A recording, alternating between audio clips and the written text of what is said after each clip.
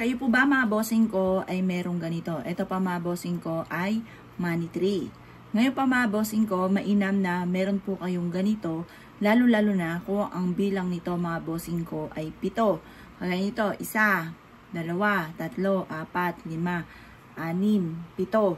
Dapat 7 mga bossing ko kasi ang totoong bilang ng dahon po niya 5 or kaya po 6. Kapag po ito'y nag-7, good sign po yan. Pag nag-8, lalo na good sign. Ngayon pa mga bossing ko, pwede nating gamitin ito, yung dahon ng money tree, na pang-attract ng swerte sa pera. Kung kayo po ay masipag, matyaga, pero lagi na lang walang pera, gamitin nyo po ito pong dahon na ito para kayo ay maka-attract ng swerte sa pera. Ang gagawin nyo lamang ay ganere.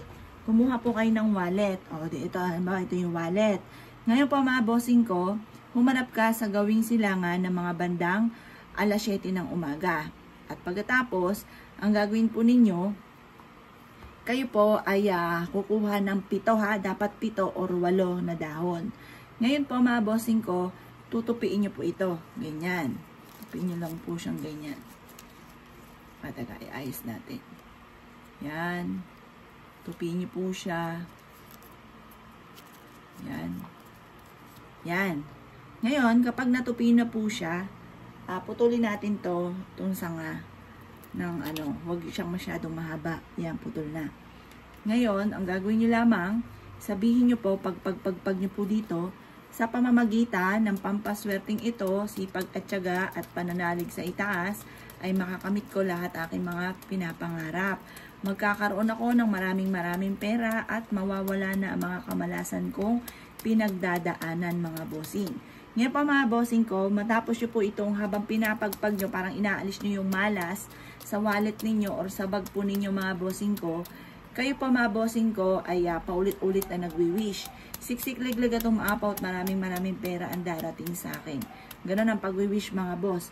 Pagtapos na po kayo mag-wish mga bossing ko, tutupiin nyo po ito. Yan.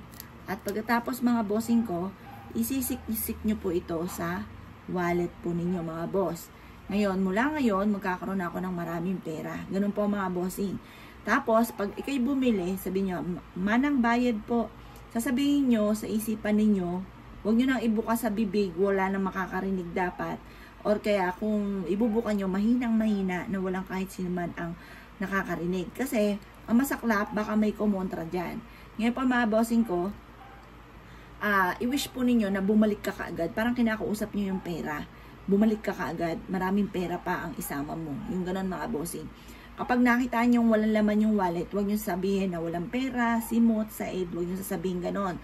Malas po yun. Dapat sabihin nyo maraming pera ang darating sa akin maya-maya lamang. Ganun po ha mga boss. Pagkatapos mga bossing ko, eto ay huwag nyo paaalsan yung wallet ninyo ng kahit 5 duling. Kasi ang masaklap, kapag po yan ay lagi nauubusan, wala nang magtatawag ng swerte, wala nang magtatawag ng kasamahan po niya.